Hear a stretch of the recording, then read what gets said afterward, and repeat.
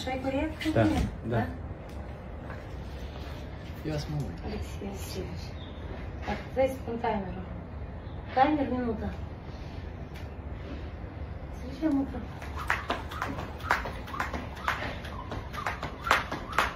10. 20. 3. 4. 5.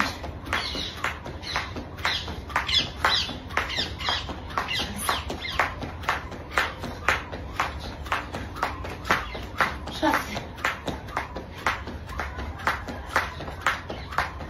8. 9. Ai, uite-mă! Două feline! Încă pe șase ne-a rămas! I-am dericiut pentru mișcă ochi încoace, tot faci prădișcă încoace, dar tu puteam ajunge la margine, dar tu putem să știi să ai încoace și iarde. Și uite, stați pe ceas să râdă. Tu nu tragi atenție, ți-a rămas 4... 94. 94. Hai o definiție. Eu cred că challenge-ul meu este îndeplinit. Am eu să văd cum Alexei să fac primul antrenament din abdomen plat.